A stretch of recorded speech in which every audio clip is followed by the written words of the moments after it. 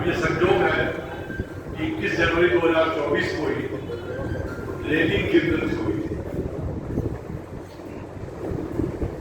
बाद में आजादी के आंदोलन में मौजूद लौटे बहुत सक्रिय हुए और 1942 में वाजे टैंक मैदान में झंडा फहराया जा रहा था, उसमें मौजूद लौटे कलेक्टर के कार्यालय को आबाद नगर में घेर कर अपने साथियों के साथ उनके कार्यालय को कब्जा करने का और वहां झंडा फहराने का काम उस समय किया। बाद में वो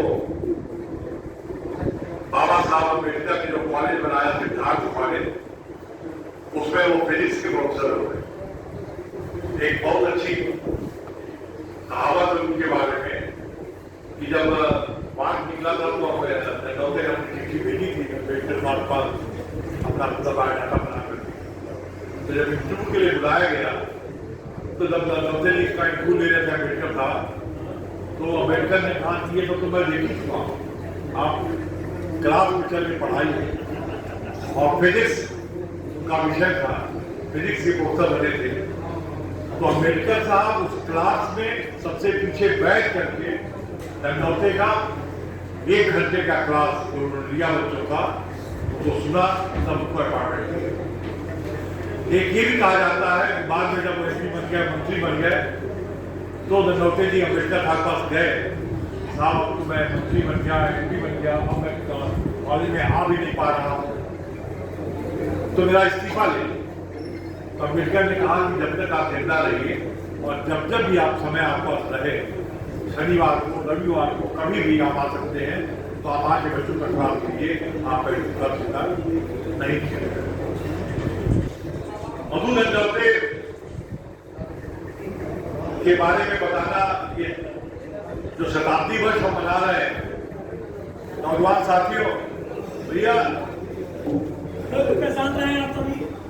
यह सवाल ही इसलिए किया जा रहा है कि हम समाजवादी लोग अपने पुरखों के बारे में आने वाली पीढ़ी को बताने का कोई काम आज तक उन्होंने किया है कि हमारे समाजवादी पुरखे कितने महान, कितने बहादुर और कितना प्रेरणादायी थे, ये हम अपने नई पीढ़ी को बता नहीं पाते हैं या बताने का काम ही नहीं करते। जिसका नतीजा है कि तमाम कॉलेज आचार्य नरेंद्र देव के पास के नाम पे है, जयप्रकाश नारायण के नाम पे है।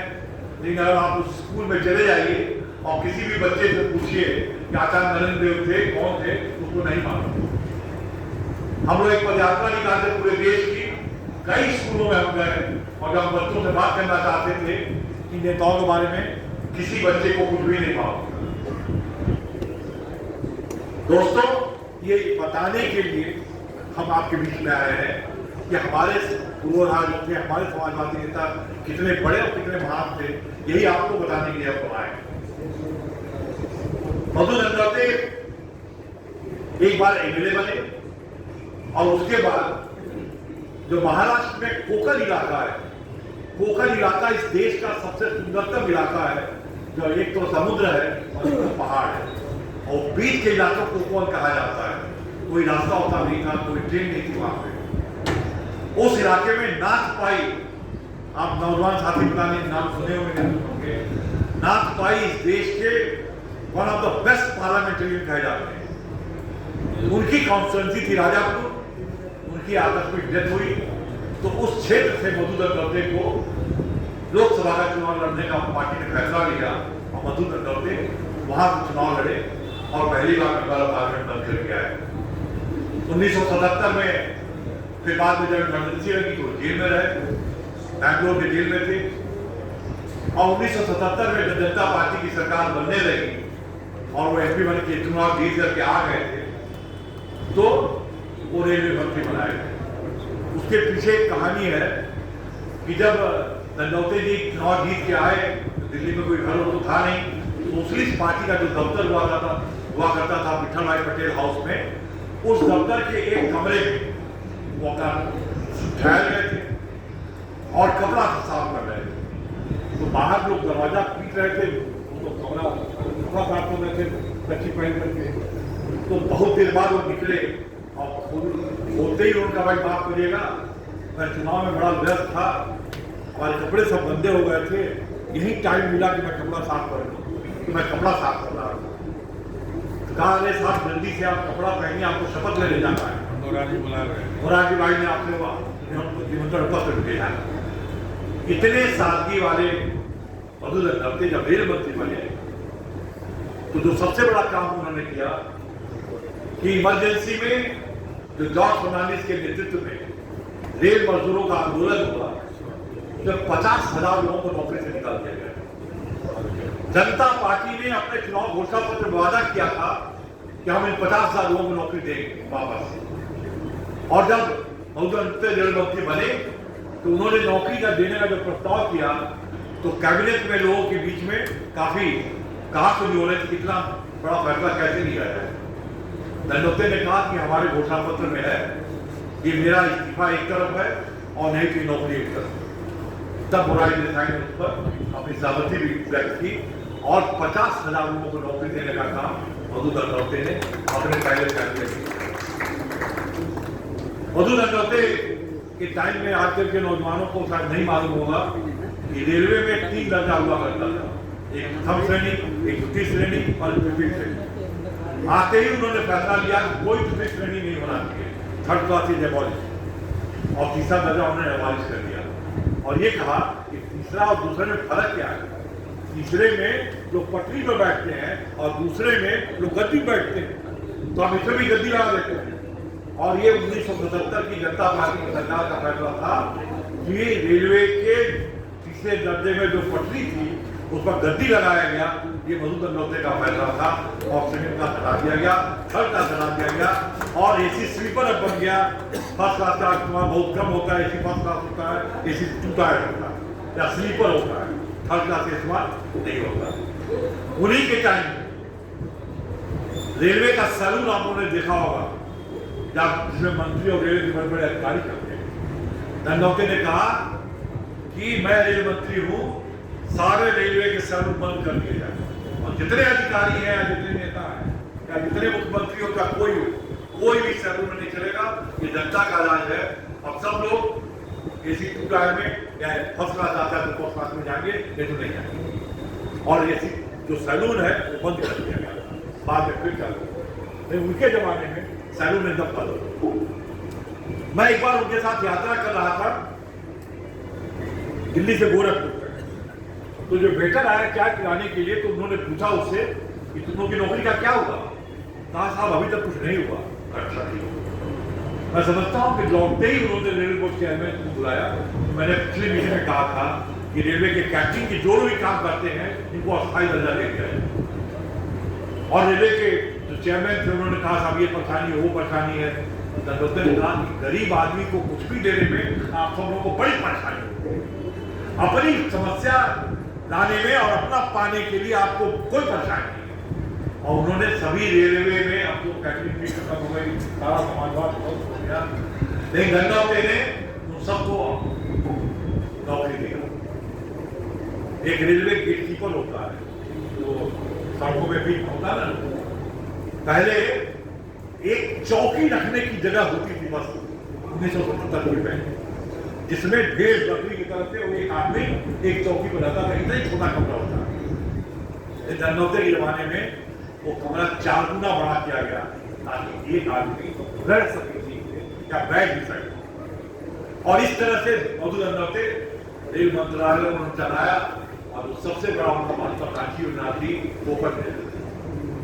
मैंने पहले बताया कोकण रेलवे में एक तरफ समुद्र है, एक तरफ पहाड़। उस पहाड़ पे रेलवे चलाना एक बहुत दूर सपना हो सकता था, सपना ही कहा जाएगा, एक कल्पना थी। लेकिन जब रेल मंत्री बने तो आप लोगों को मालूम होगा कि तो श्रीधरन साहब है जिनको मेट्रोमैन कहा जा रहा है, ये मधु दंडवते की खोज थे और उन्होंने ही श्रीधरन साहब को कोकण रेलवे की जिम्मेदारी दिया और कहा क्या इसको बनाइए।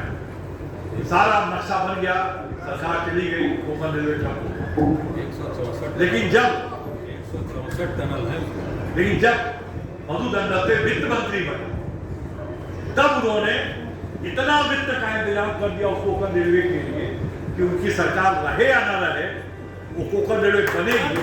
और उन्होंने किया और इसमें जाट साहब का भी बहुत बड़ा योगदान। वहां पे मैं कह रहा हूं कि हिंदुस्तान की, मैं पहले बहुत इतना खूबसूरत, 1,000 फीट की पिलर्स पे वो रेल चलती है। और फायदा क्या था? एक तो कोकन एरिया को डेवलपमेंट हुआ, वहां के आप पूरी दुनिया में जाते हैं, वो जाना सुलभ हो गया। और जो आदमी दिल्ली से त्रिवेंद्रम जाता है, मैंगलोर जाता है, जो आदमी कोचिंग जाता है या मैंगलोर तक भी जाता है, उस आदमी का 12 घंटे का बचत। पहले लोग जाते थे नागपुर, विजयवाड़ा, विजयवाड़ा से हैदराबाद, हैदराबाद से 2 घंटे से बैंगलोर होते हुए जाते, 12 घंटा उनका बचा। यह सबसे बड़ी महत्वाकांक्षी योजना थी जो बाद में चल के पूरी हुई। मित्रों, मैं कह सकता हूं कि मधु गंगोत्रे वित्त मंत्री, इस देश में वेल्थ टैक्स और प्रॉपर्टी टैक्स चलाने वाले कौन? मधु गंगोत्रे। नरेंद्र मोदी जीएसटी ले आकर के इस देश के हर आदमी को टैक्स पेयर बना। मेरे जैसा आदमी भी कोई टैक्स नहीं देता था, तो काम ही नहीं करते। लेकिन अब कम से कम महीने में मैं भी 10,000 रुपये टैक्स देता हूं। मैं हमारे हवाई जहाज की टिकटों पे जो भी बिल दीजिए सब पर टैक्स लगता है। तो बस अब ये तो सरकार का काम है। अगर आप जनता के हित में सोचते हैं, तो उन्होंने सोचा कि भाई जिसके पास पैसा उससे पैसा लेना चाहिए, तो वेल्थ टैक्स और प्रॉपर्टी टैक्स इंट्रोड्यूस करना ये मधु गंगोत्रे ने किया। वो खुद कितने बढ़िया आदमी थे। एक बार गोरखपुर में वो आए, राष्ट्र सेवा दल का कैंप था। मुझे सुमित मोदी ने दिल्ली से भेजा कि मधु गंगोत्रे जा रहे हैं, जाओ पूरा इंतजाम करो। मैं गया, तो जब मैंने उनको ले जाकर होटल में ठहराने की व्यवस्था किया, लेकिन हम उसी दिन उनके साथ ही आया। कहा था कि मतलब होटल बुक कर दो, लगा मैं होटल में नहीं करूँगा, हमारा घर नहीं आपका है। चलो मैंने कहा सर मैं खुद ही आपके साथ आ रहा हूँ, पता नहीं घर में क्या इंतजाम है। कहे कोई इंतजाम। और सीधे मेरे घर आ गए और वहीं चले, और वहीं हमारी पहली मुलाकात तो नहीं थी, लेकिन अंतरंगता वहीं हुई उनके इस सादगी की वजह से। और गंगोत्रे, मैं समझता हूँ कि लाल बहादुर शास्त्री के बाद इस देश में अगर कोई सबसे ज्यादा ईमानदार नेता हुआ तो मधु गंगोत्रे थे। वो 25 साल तक एमपी रहे, उनकी पत्नी भी उनके साथ एमपी नहीं, एक बार वित्त मंत्री रहे, रेलवे मंत्री रहे, नीति आयोग के उपाध्यक्ष रहे, लेकिन उनके पास केवल एक कमरे का मकान था और वही के दादर में एक छोटा सा फ्लैट था, रहते थे। उनके पास कोई गाड़ी तक नहीं थी। ये बाद में कुछ मित्रों ने उनको जबरदस्ती, जब प्रधानमंत्री थे पार्लियामेंट से हट गए थे, तब गाड़ी भी नहीं थी उनके पास। वित्त मंत्री बनकर निकल रहे हैं और सरकार चली गई तो टैक्सी के लाइन में या बस के खड़ जाते हैं। इतना सादगी पूर्ण जीवन जीने वाला आदमी, और मरने के बाद उन्होंने अपना पूरा शरीर मेडिकल कॉलेज को दान में दे दिया और कहा कि हमारे मरने के बाद भी हमारा एक एक चीज काम है नई पीढ़ी को। यह मधु गंगोत्रे हैं जो हमारे समाजवादी विचारधारा के सबसे बड़े प्रेरणा माने जाते हैं। गांधीवाद और समाजवाद पर जो उन्होंने अपनी किताब लिखी है वो आज भी हमको पढ़ने लायक है। इन्हीं बातों के साथ मैं कह सकता हूँ कि समाजवादी समागम ने यह तय किया है कि देश के जितने भी समाजवादी नेता हैं उन सबकी पुण्यतिथि या उनकी जन्म शताब्दी मनाई जाए और उस बहाने नई पीढ़ी को अपने नेताओं के बारे में हम बता सकें और ये प्लेटफॉर्म हम विपक्षी एकता के लिए भी इस्तेमाल कर सकें।